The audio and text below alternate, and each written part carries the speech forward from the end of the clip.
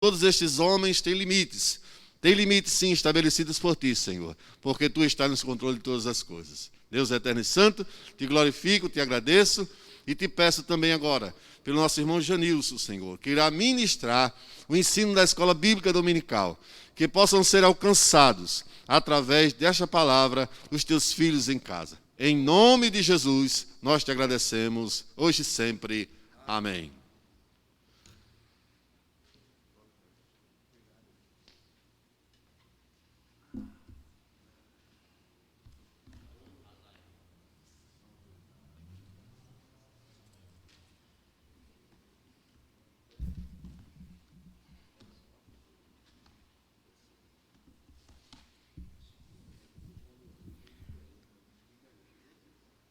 Muito bem, nós cumprimentamos a todos os amados ouvintes nessa live, né?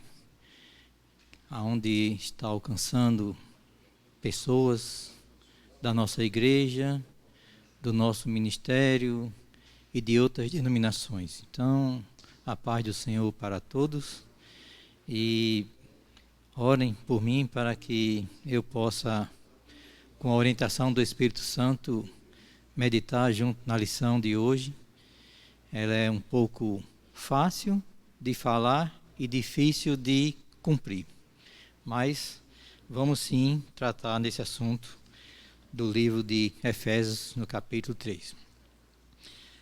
Como já foi lido a lição de hoje, ela tem o título A Intercessão pelos Efésios. Paulo, em seu ministério, ele, nesse momento, ele pregou tanto a liberdade e a Bíblia diz que conhecereis a verdade e a verdade nos libertará. E no momento que Paulo estava escrevendo para essa igreja, no momento que ele estava orando, ele estava preso fisicamente por causa do amor de Cristo, não por crimes que cometeu, mas ele estava preso porque o amor de Deus, tudo aquilo que ele começou a seguir depois da sua conversão, mexeu com pessoas, mexeu com instituições, mexeu com o Império Romano, mexeu com os fariseus, as sinagogas, e aí por causa disso, por causa do ódio, ele também foi preso. Mas mesmo preso, um homem de Deus, ele é liberto para poder fazer a obra.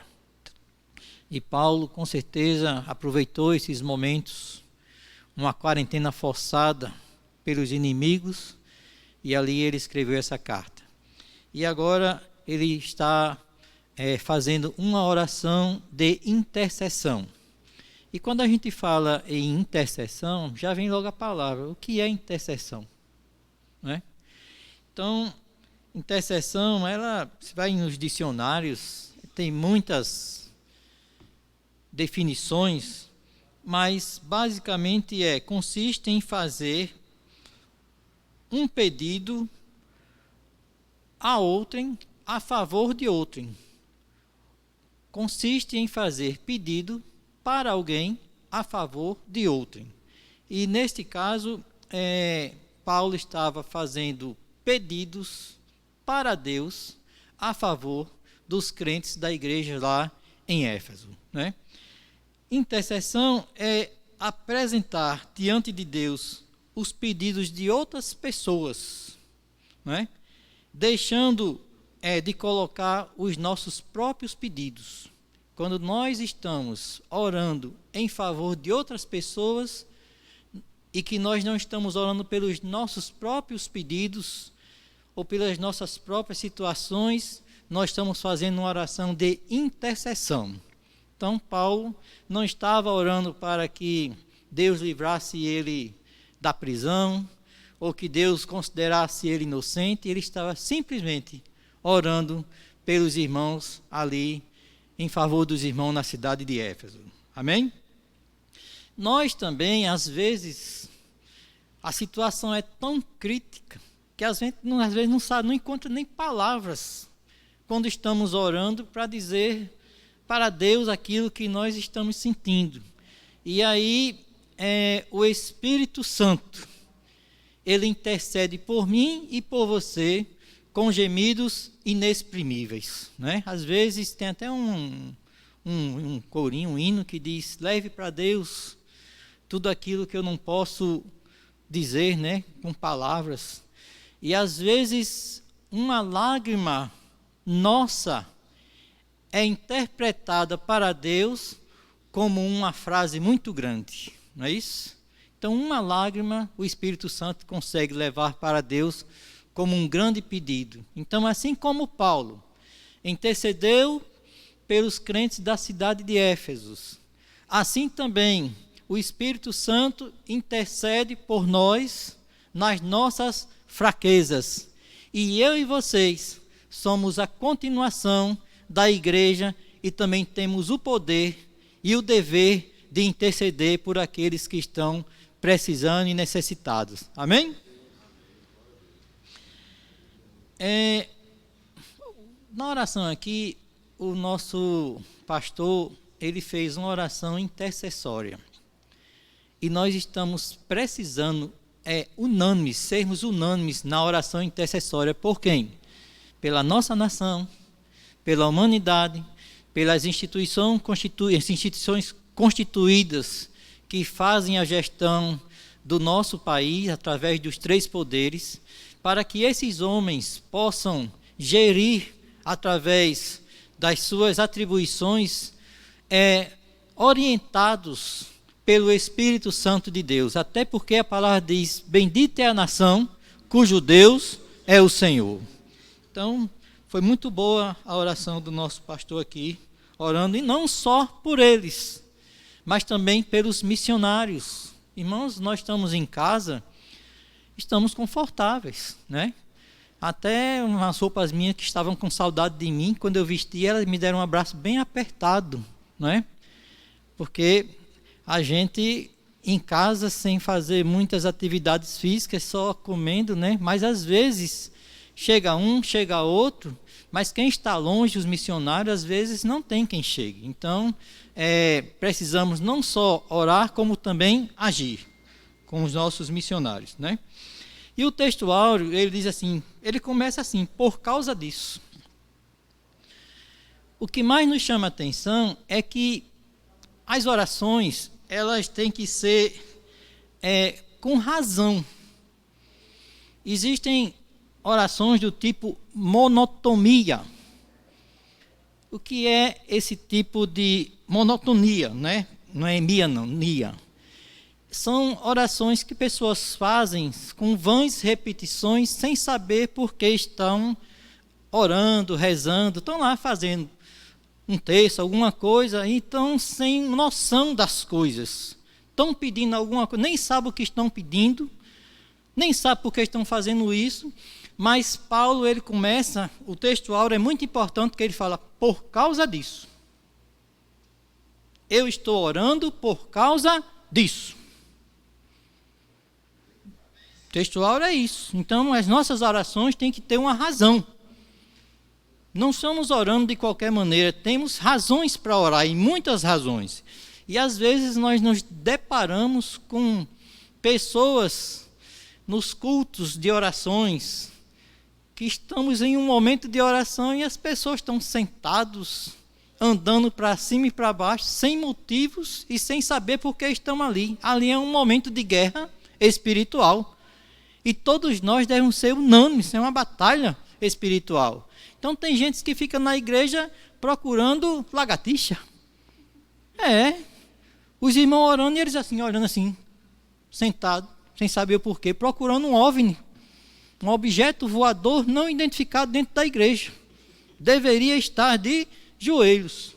E tem outros que, para não chamarem muita atenção, fica de joelho um ao lado do outro, mas o assunto não é a oração, e sim falando sobre as redes sociais, e isso, esperando que o pastor venha e bata na campainha, porque pense num castigo, é você ficar de joelho sem saber por que está de joelho. Mas quando o crente está orando, ele não se lembra dos joelhos. Às vezes estão até doloridos, Mas quando o crente está orando, com o coração quebrantado, ele fica chateado quando o pastor bate na campainha. Diz, de novo, nem orei 10 minutos, já passaram mais de meia hora, ele acha que foi só 10 minutos. E quando não se tem noção disso, 10 minutos dura 1 hora. Ainda vai me chamar? O negócio tá pesado. Então, irmãos, quando ele fala por causa disto, é porque na lição 9, ele mostrou o mistério da unidade revelada, mostrou as misericórdias do Senhor para com os crentes, com a humanidade, mostrou a graça. Né? No capítulo 1, a oração era para que Deus iluminasse, para que as pessoas vissem a luz do Evangelho. Né? A Bíblia diz que o Deus desse século cegou, né, o nosso entendimento, o entendimento das pessoas, para que não vejam a luz do Evangelho. Então ele ora para que Deus ilumine, que clareie, que veja que existe a unidade de Deus, a igreja de Deus, que ele implantou, o mistério das suas misericórdias. No Antigo Testamento disse, a alma que pecar, essa morrerá. Mas a Bíblia diz que as misericórdias do Senhor são a causa de nós não sermos consumidos.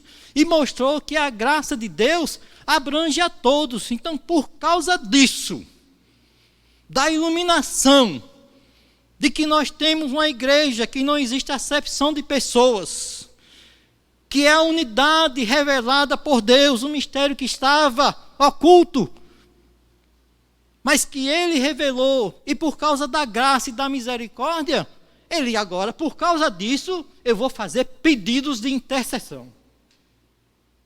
Por causa dessas coisas. Então eu oro com a razão.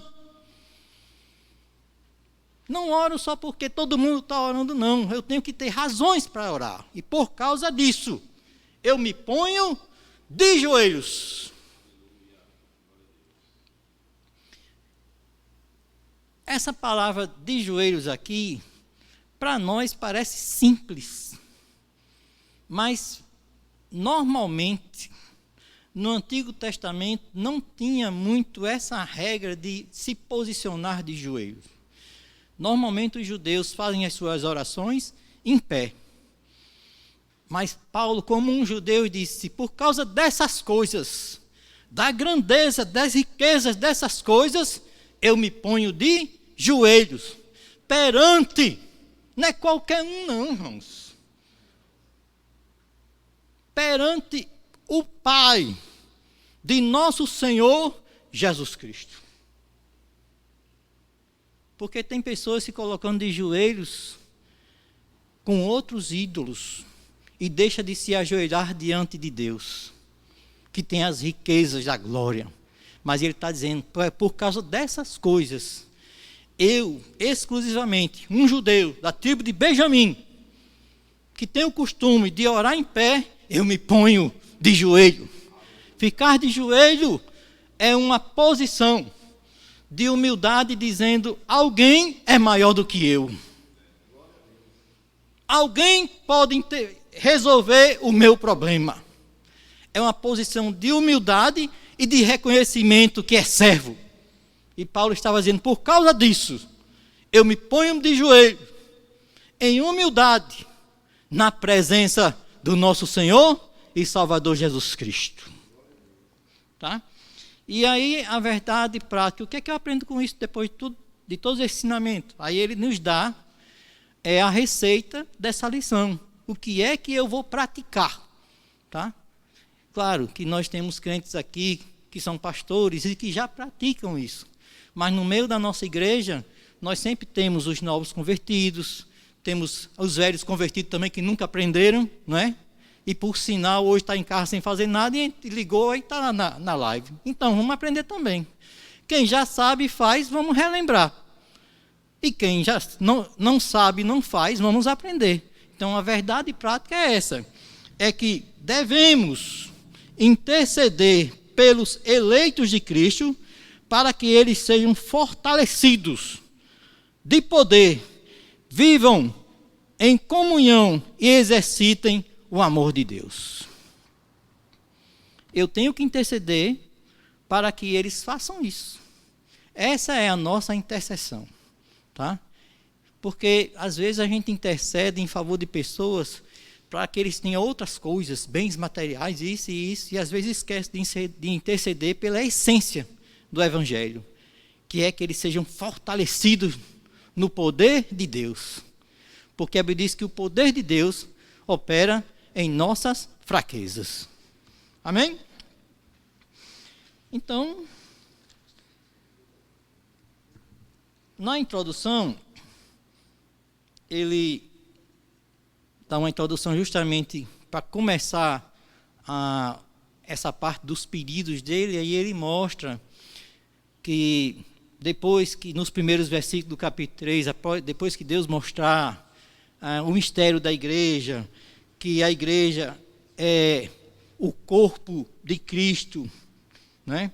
Que ela é composta por todas as pessoas, em todas as épocas que aceitaram a Jesus Cristo, independente de raça, tribo, né? Independente de nacionalidade, que a igreja, esse mistério de Deus, ela é atemporal, é em todos os tempos e abrange todas as nações.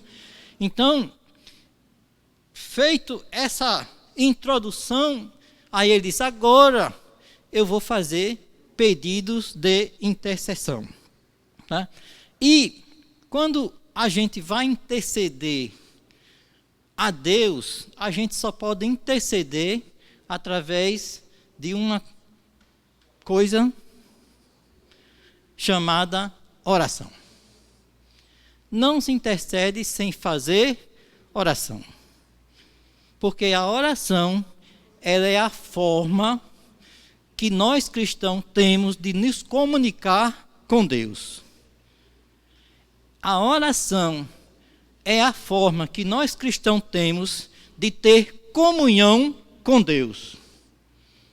A oração, ela é a forma que nós temos de nos chegar a Deus através do sacrifício que Jesus Cristo fez na cruz do Calvário, através do seu sangue, quando ele morreu por mim e por você, quando ele tirou a separação que existia entre eu e Deus, através do sacrifício dele e do perdão dos nossos pecados. Então, a oração intercessória só pode ser ouvida por Deus se ela estiver ligada no sacrifício, no sangue de Jesus Cristo, pelo nome de Jesus Cristo e com a ajuda do Espírito Santo. Se não, não tem. E as regras para a oração ser ouvida por Deus, porque tudo tem regra, Deus não faz a coisa um ponto sem nó, não. Tá? Então, existem regras até para Deus ouvir a minha oração. Deus ouve a oração do pecador? Ouve. Ouve, sim. Quando ele diz, eu perdoo meus pecados.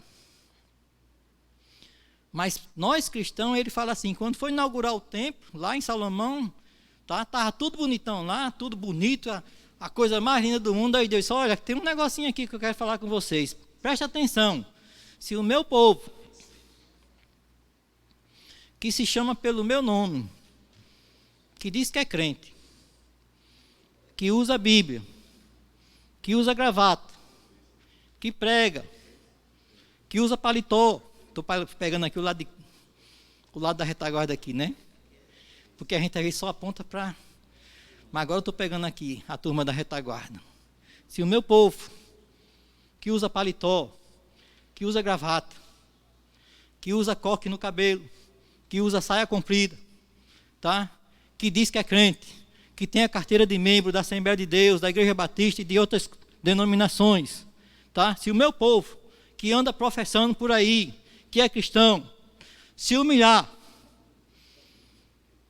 buscar a minha face, se converter dos seus maus caminhos, então, se eles tiverem como pré-requisito se humilhar, deixar seus maus caminhos, buscar a face do Senhor, então, diz o Senhor, eu ouvirei, lá dos altos céus. E quando eu ouvir, eu sararei as suas enfermidades e perdoarei as suas iniquidades. Agora, here now. Não é isso aqui agora? Agora, estão abertos os meus olhos para a oração deste lugar. Amém? Então, quando nós oramos, nós invocamos ao Senhor. Essa invocação é dizer: Senhor, vem aqui por favor, chegue pertinho de mim. Nós suplicamos a Deus, nós fazemos petições a Deus através da oração e também não esquecemos que através da oração nós devemos ser gratos a Deus por todos os seus benefícios que Ele tem feito para conosco. Existe a oração de ação de graça, de intercessão, de petição, mas tudo isso desde que nós estejamos em comunhão com o nosso Senhor e Salvador Jesus Cristo. E aí no primeiro tópico da lição, estou indo bem aí, pastor? Posso continuar? Isso. São João Paulo, podemos ir?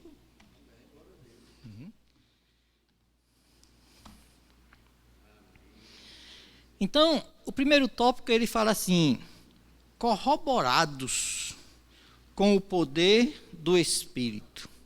Então, nesse tópico, ele fala, essa palavra corroborados, ela dá a conotação de ser fortalecidos pelo poder do Espírito Santo de Deus. Né? A oração que ele fala é essa aqui, ó, no versículo 16.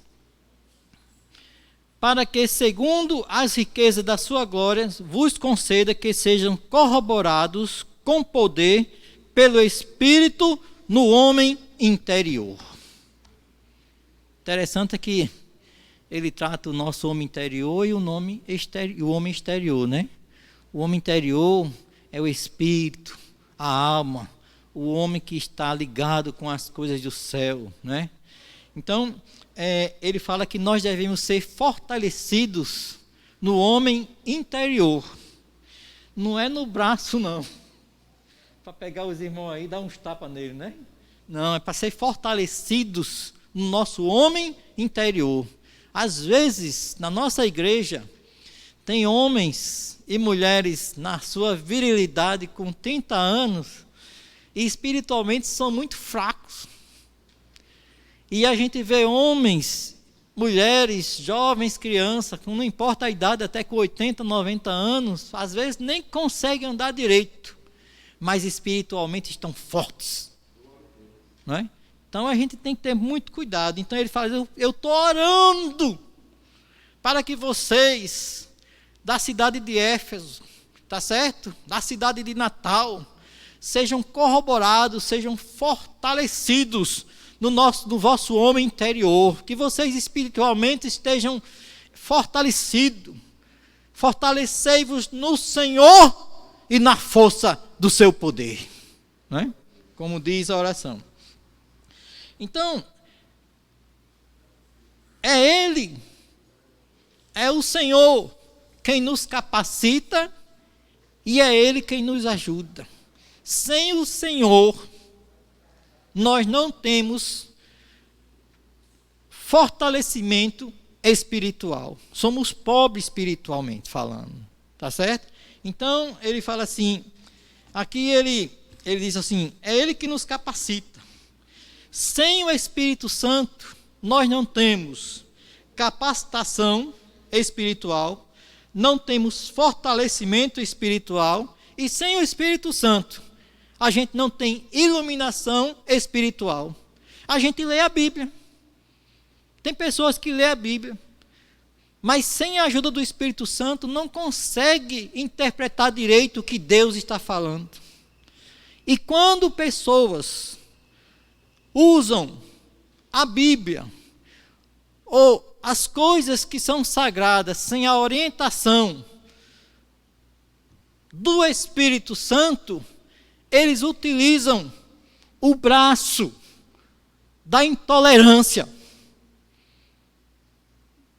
da truculência. Mas quando nós temos o Espírito Santo em nossa vida, nós temos o espírito de mansidão. Então, às vezes, as pessoas leem a Bíblia, as guerras santas aí, pessoas morrendo, porque não tem a orientação do Espírito Santo. E Paulo está dizendo, eu oro para que as pessoas entendam o que é o Evangelho, o que é o amor de Deus. Que não é só ler e achar que... Porque a Bíblia, ela é absoluta. Mas quando nós não temos a orientação de Deus, ela passa a ser relativizada. Como, eu acho que Deus queria falar isso. Eu acho que é isso. Eu acho que é isso. Por quê? Porque você e eu, muitas vezes, não temos a iluminação da palavra de Deus. Por isso que quando nós lemos a Bíblia, ela tem que estar completa, recheada de oração, dizendo, Deus, me diga, por favor, o que é que o Senhor queria dizer com esse texto. Porque a letra mata, mas é o Espírito que vivifica. Amém? E essa capacitação que o Espírito Santo nos fortalece é através de duas vias. Que, aliás, ela converge no mesmo sentido que é a palavra de Deus, a leitura da palavra de Deus, e, claro, recheado com a oração. Então, eu só sou fortalecido através da leitura da palavra e da oração. Sem essas duas, uma só não funciona. Porque quem lê muito e não ora, ele fica muito formal. Meus irmãos, vou ler aqui o Salmo 23. O Senhor é o meu pastor. Né? Fica muito formal. Está lá, ali na palavra. E tem outros que é de muita oração. Mas você não vê ele meditando na palavra. Aí fica um crente engraçado. Toda hora está fazendo uma criancice dentro da igreja. Por isso que a Bíblia nos diz que nós devemos crescer na graça e no conhecimento. Porque a gente cresce com equilíbrio. Amém? Aí ele fala assim, eu peço que eles sejam fortalecidos no homem interior. Para que segundo as riquezas da sua glória. Segundo as riquezas da sua glória. Aí o tópico 1 fala assim, as riquezas da glória de Deus. Quando a gente fala as riquezas da glória, é como se a gente tivesse um cofre chamado glória e dentro dele tivesse todo tipo de tesouro. Ou seja, a glória é o resumo das riquezas de Deus. É a parte sintética, é a glória de Deus, é o resumo de tudo. É a soma de todos os atributos de Deus, é a glória. Deus é onisciente? É. Deus é onipotente? É. Ô glória. Deus é onipresente? É. Ô glória. Deus é médico que cura? Ô glória. Deus é aquele que tira o homem do lamaçal do pecado? Ô glória. Deus é aquele que resolve o meu e o seu problema, não importa qual é? Ô glória. As riquezas da sua glória. Simples assim. Então, quando ele fala as riquezas, ele está sintetizando todas as riquezas de Deus em uma coisa só, a glória de Deus. Simplesmente assim. Tá? Então, ele fala, Paulo, ele confiava na oração, quando fala de riquezas de glória, porque ele não podia confiar no pastor. Ele não podia confiar no homem, dizendo, eu vou falar com fulano de tal, que eu sei que ele resolve. Mas ele disse, eu confio em Deus, porque ele é o Pai da glória. Eu confio em quem tem. Eu confio em quem pode. Por isso que ele está falando, segundo as riquezas da sua glória. Né? Aí ele aqui, porque ele é o Pai da glória, é o Pai de tudo. Ele é o dono do ouro e da prata, ele é tudo. É médico, ele é quem resolve, ele é quem muda o tempo, muda a estação, muda a quadra, reverte. Pega o que está embaixo, coloca lá em cima. Pega o que está lá em cima, coloca lá embaixo. Pega o que é áspero e aplaina. Pega o que é torcido, endireita, porque ele é o Pai da glória. Segundo as riquezas da glória, simples assim. E aqui ele diz assim, ele pediu oração intercessória. Ele pediu, fez alguns pedidos.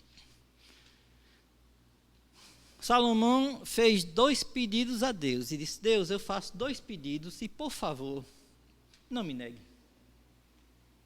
É diferente da oração do rico e Lázaro, lá, o rico lá no inferno. Porque a oração feita no inferno, Deus não ouve mais. Não tem jeito. Pai Abraão, não adianta. Mas aqui em vida, ele fez alguns pedidos. Quais foram os pedidos? Que a igreja seja fortalecida de poder no homem interior. Que a igreja seja habitada por Cristo. Quando ele disse que Cristo habite, eu fiquei até preocupado. Eu digo, espera aí, nós não somos templo e morada do Espírito Santo? Não aceitamos a Jesus Cristo? E agora ele está pedindo que Deus habite na igreja, não é? Porque Paulo estava fazendo uma oração que Deus não habitasse só em alguns momentos, temporariamente não. Paulo estava orando que Deus habitasse o tempo todo na igreja, tá? E ele pediu também que a igreja compreendesse, porque, irmãos, a Bíblia diz que a palavra da cruz para os que estão perecendo, não dá para acreditar, é loucura. Ora, para começar, nunca se viu, pelo menos a gente tem relatos de pessoas que morreram e ressuscitaram. Mas alguém que morreu na cruz por um pecado e depois ele foi ao 3º dia, ressuscitou e agora está à deixa de Deus e está pegando um monte de caba de peia como eu era e como alguns dos irmãos eram, ex-viciado, ex-drogado, ex-isso, e agora o camarada estava na vida de desgraça no pecado e de repente começa a mudar de vida e mais ainda confessar, depois de ter roubado, matado, feito tantas coisas, se prostituído, se drogado, dizer, eu vou para o céu. Ele disse, isso é loucura. Eu te conheço, rapaz, eu conheço teu passado. Como é que um comedor de arroz e feijão agora diz que vai para o céu? Eu te conheço. Então a palavra da cruz é loucura para os que perecem. E para eles lá em Efésios, que tinha como ícone a deusa Diana, de Efésios lá, então ele está dizendo, eu quero que eles entendam, tenham compreensão do amor de Deus que está acima desses ídolos que estão aí. E ele pede também que eles tenham pleno desenvolvimento, né, espiritual. Que é não só que eles entendam o amor de Deus, a compreensão das coisas espirituais, mas que também eles sejam homens maduros espiritualmente, que eles comecem a correr uma carreira espiritual, que deixem a meninice e se tornem adultos espiritualmente. Era isso que Paulo estava pedindo. Paulo não estava pedindo para que os irmãos deixassem de ser perseguidos. Paulo não estava pedindo para que ele fosse considerado inocente naquela prisão. Paulo não estava pedindo para que os irmãos tivessem bênçãos materiais, mas estavam pedindo que os irmãos tivessem riquezas maiores do que bênçãos espirituais, que era conhecer o mistério de Deus. Por causa disso, eu oro para que eles tenham a mente aberta para entender qual é o amor de Deus, o fortalecimento de Deus, a habitação de Deus, a plenitude de Deus. Então, é isso que Paulo estava orando, porque ele sabia, ele confiava que Deus era riquíssimo, tá? E a sua riqueza excede o nosso entendimento. E ele pode dar isso e muito mais acima do que pensamos ou que imaginamos. Muito bem, podemos prosseguir? Eu nem sei se os irmãos estão dando like, joinha, não sei o quê, né?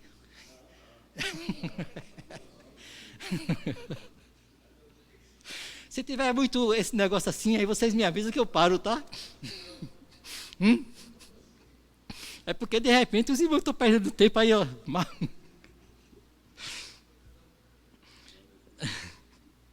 Muito bem. Aí quando ele fala assim, já começando a destrinchar os pedidos dele, né? Aí no tópico 2 ele fala assim, fortalecidos com poder. O primeiro pedido era para que nós possamos ser fortalecidos pelo Espírito Santo no nosso homem interior. Já temos o Espírito Santo quando aceitamos a Jesus Cristo, não tem problema. Aceitou Jesus Cristo, já recebe o Espírito Santo na sua vida. Não tem problema. Agora, essa oração é para que a gente seja revigorados, fortalecidos, vitaminados espiritualmente, dia após dia, day after day. Amém? Por quê? Lembra que tem que ter porquê? Por causa disso? Por que que eu e vocês precisamos ser fortalecidos? Por vários motivos. Primeiro, porque somos fracos. A Bíblia diz, sem mim, nada podeis fazer. Segundo, porque lidamos com o inimigo astuto, perverso, que tem como meta roubar, matar e destruir. E a Bíblia diz que a nossa luta, porque nós precisamos ser fortalecidos para lutar, e a nossa luta nem é contra a carne, nem é contra o sangue, nem é contra os irmãos, nem contra a família, mas é contra os principados que estão nas regiões celestiais, seres espirituais da maldade, que estão querendo nos estragar.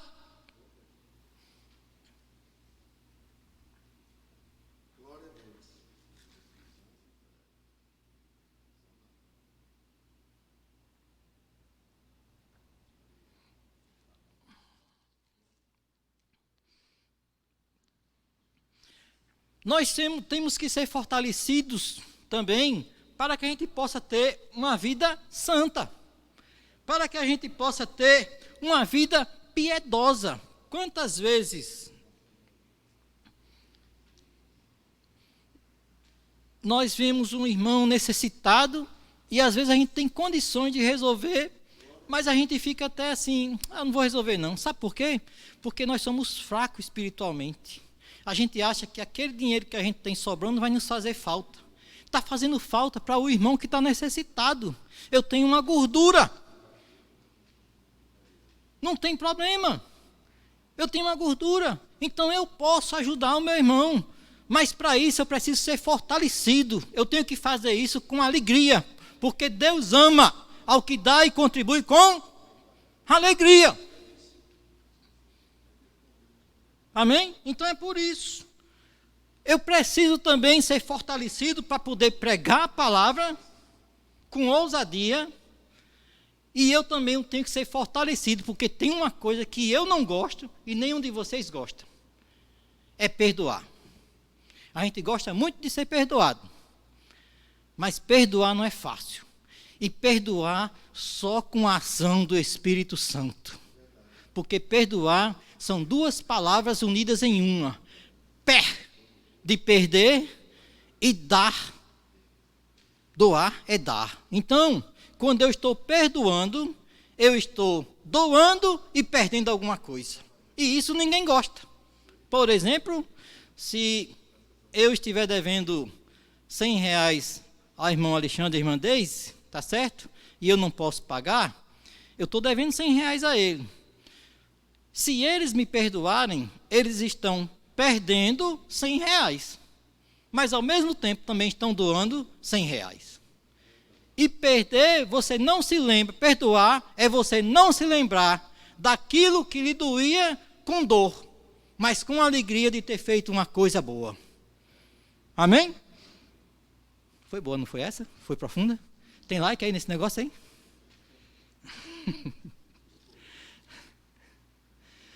Muito bem. E aí ele disse, agora eu também faço um pedido aqui para que os irmãos sejam habitados, né? Para que Cristo habite pela fé em vosso coração, a fim de, estando arraigados e fundados em amor. Agora ele pede para que Deus habite, né?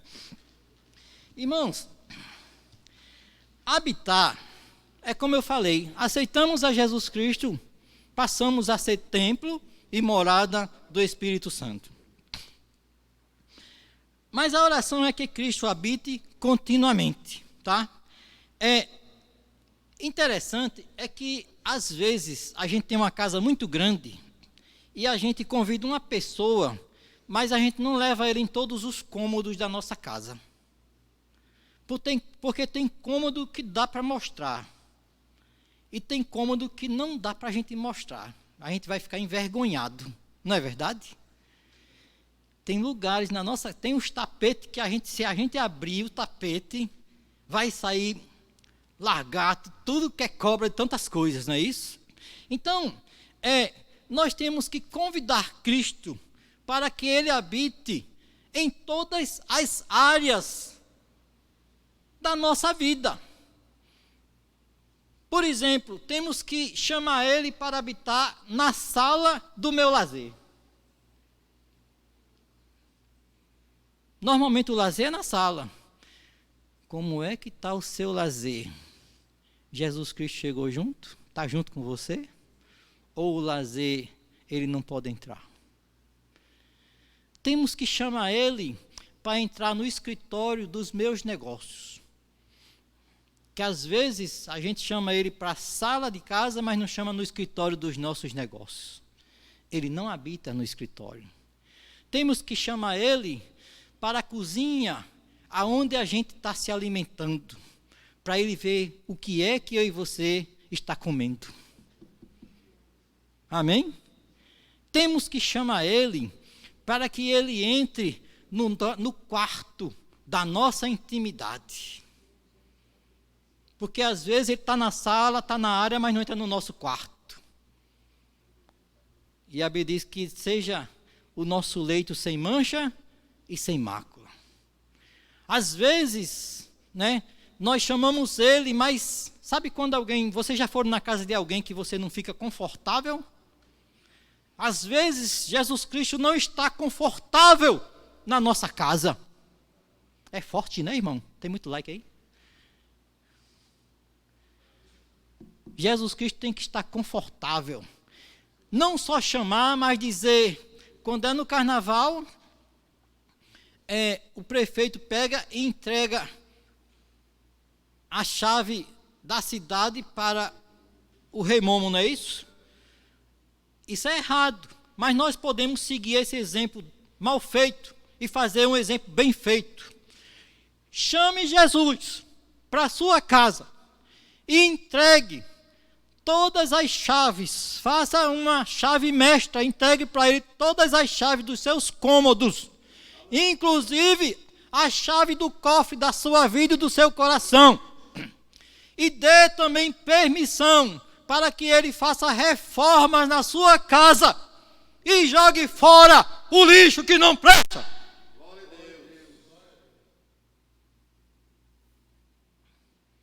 Estou ficando nervoso. Isso é aula, né? Amém? Então, que a nossa casa seja absolutamente, totalmente entregue nas mãos do Senhor. Deixe Ele dirigir a nossa casa. Deixe ela habitar. Você não tomará prejuízo nenhum. Era isso que o Paulo estava querendo mostrar para eles. Dizer, Deus, eu oro para que esses irmãos, tá? Tire aquelas coisas velhas, aquelas contendas de irmão contra irmão, as mentiras, as iras, as pelejas, porque isso não deixa Jesus Cristo confortável em nenhuma casa. Quando você vai na casa de alguém que os parentes estão brigando, você não fica assim meio constrangido? Não é verdade? Então, é isso que ele está dizendo, que saia todo o lixeiro da nossa casa, tudo aquilo que não presta, que não é eu que vejo que é bom, mas que Deus que veja se é bom ou se é ruim para mim. Porque às vezes eu estou com um lixo, mas estou achando que é bom. Coisa que não presta. Eu estou achando que é bom e devo guardar. Mas Deus está dizendo, isso não presta, saia dessa. Tá? Deixando todo o pecado e embaraço que tão de perto nos rodeiam. Amém? Feito esse primeiro tópico, que eu não sei se eu consigo terminar os dois, mas onde eu terminar eu vou, né?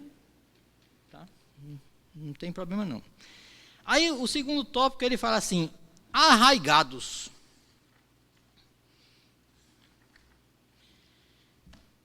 E fundados em amor. Arraigado, irmãos, quer dizer plantado, enraizados, fixar raiz em um lugar. Tem muita gente que pula de galho em galho, né? O próprio apóstolo diz, olha, não deixe a vossa congregação como é o costume de alguns, por qualquer motivo já está deixando. Satanás faz uma careta, vamos embora. Não, vou ser crente em casa. Pronto, tem até uma oportunidade agora de ser crente em casa. Está em quarentena, tá? Não saia também. Tá? Mas tem gente que por qualquer motivo não cria raiz. Sabe? Às vezes a raiz está em terra que tem muito espinho, beira de caminho, não consegue fixar raiz em lugar nenhum. Mas fixar raiz, e o local para fixar é justamente no coração de Deus. Ter sintonia com Ele. Então eu quero que vocês sejam arraigados e fundamentados. Tá? Então quando ele fala de raízes, de arraigado, raízes, e fundamentado é base. Tem gente que não lê a palavra, não entende as coisas, e aí ele vai por qualquer vento de doutrina. Mas a palavra nos diz, tá, que a gente tem que estar firmado na rocha, que é Jesus Cristo. Essa palavra fundados quer dizer, é semelhante a um edifício bem grande, que quanto maior o edifício, maior os seus alicerces, que estão firmados, fincados em bases sólidas. Assim é o crente, tá? Que ele lê Romanos capítulo 8 e diz, quem poderá nos separar do amor de Deus? A luta, a tribulação, a angústia, né? A peste, isso e isso, porque eu estou certo. Eu tenho certeza que nenhuma dessas coisas e nenhuma outra criatura poderá nos separar do amor de Deus que está em Cristo Jesus. Então ele está dizendo, você crie raiz e seja um homem firme espiritualmente, que coma um tutano bom, seja homem maduro na palavra de Deus. E se alguém fizer uma careta para você, não fique para cima e para baixo não. Vá orar, vá buscar, se fortaleça, mesmo que as circunstâncias estejam contra você, mas nunca se separe do amor de Deus que está em Cristo Jesus. Tá? Então, precisamos também compreender. Aí ele fala, nós temos que estar, primeiro, fortalecidos. Nós temos que estar ter habitação, ser habitação de Deus continuamente, em todos os momentos. Temos que estar arraigados no amor, tá certo? E fundados no amor de Deus.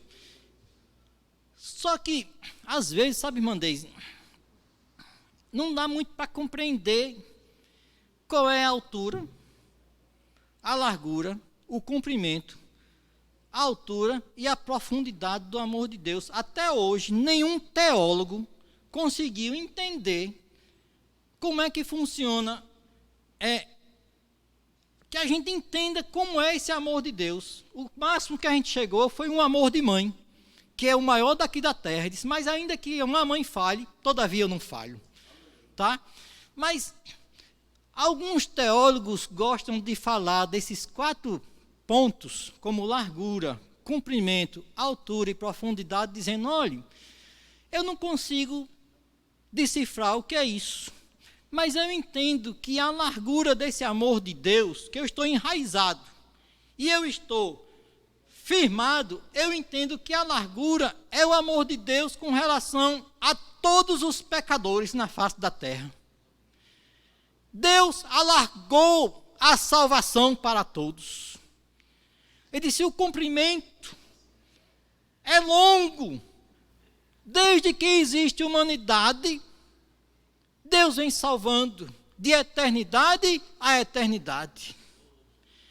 E a altura é porque não se convive, o homem natural não consegue ter harmonia com um judeu, com um gentil. Mas Deus, nas suas alturas, das suas graças, da sua glória, Ele consegue pegar homens de todas as raças, tribos, línguas e nação, tá? E fazer com que todos esses homens sejam um só, no mistério revelado por Deus, e habite nas alturas celestiais em Cristo Jesus. E quando fala da profundidade, ele diz que o amor de Deus é tão grande porque eu e você não conseguem amar pessoas que vivem na degradação do pecado, no calabouço do inferno, que vivem no fundo do poço. Mas o amor de Deus que está dentro de mim, que foi derramado em mim e em você, faz com que eu ame assim como Cristo amou, e vá lá no fundo do poço, no mais baixo, e traga e liberte homens da degradação e do calabouço do pecado e das garras do inimigo, que é mortal, para levar lá para o céu. É a única maneira que tem de tentar interpretar, muito fraco, esse texto, que ele é muito mais rico, mas a gente consegue pelo menos dar uma palhinha dizendo, acho que é Deus que está dando uma palhinha para a gente dizendo, é mais ou menos por aí, mas não é isso tudo não, pois isso é pouco. Não dá para entender, porque a Bíblia diz que Deus nos amou de uma maneira tal, não dá para entender, mas pelo menos a gente entende que a largura e a altura e a profundidade, não é isso? Não tem limites para Deus. E Ele colocou esse mistério, esse ministério no meu e no seu coração. Tá? Eu antes só pensava em 5 pessoas. Primeiro eu, segundo eu, terceiro eu, quarto, meu espelho e por último, a minha fotografia. Mas o amor de Deus me constrange e faz com que, sabe por que me constrange? Porque Ele fez uma transfusão de amor. Ele sabia disso que Ele derramou do seu amor sobre os nossos corações. E eu sou obrigado a amar agora o viciado, o drogado e todos aqueles que estão perecendo. Era isso, uma petição simples. E eu tenho certeza que Deus nunca negou isso para Paulo. E nem nega para mim, nem nega para você. Amém? Então, nós precisamos entender qual é o amor. E também, irmãos, a intensidade. E ele diz, olha, eu quero que vocês sejam cheios da plenitude de Deus. Porque Ele quer que nós a gente possa abrir os nossos olhos espirituais para entender a plenitude e a intensidade de Deus. Porque não dá para entender como um homem carnal, normal, um homem que é rei dos reis e se tornou servo. Não dá para entender que um homem, sendo Deus, se fez homem. Não dá para entender que um homem, sendo transcendente, transcendente é que excede aos limites, que ele é sublime e superior. Que um homem que é transcendente, tem tudo, se esvaziou. Como é que eu consigo entender isso?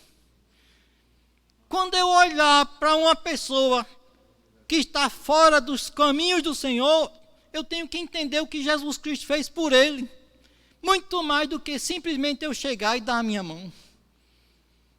Por isso que ele disse, eu quero que vocês sejam cheios da plenitude de Deus. Entendam isso, não é?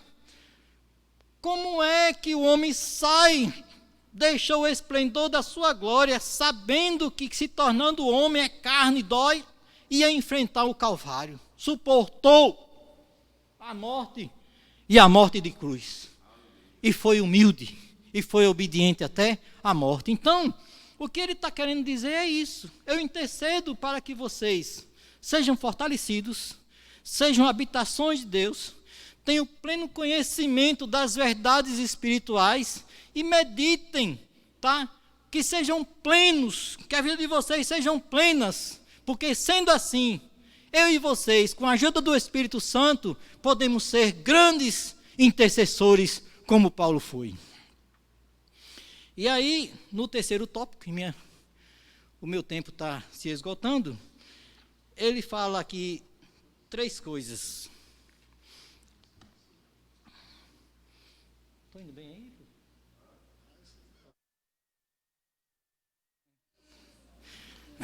Como é que está o negócio aí? Tá?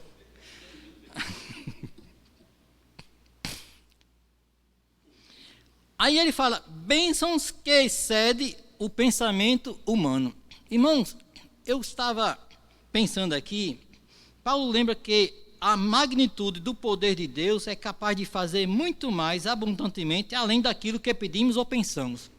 Eu fiquei pensando num personagem bíblico, que estava pedindo uma coisa para Deus. O personagem era Ana.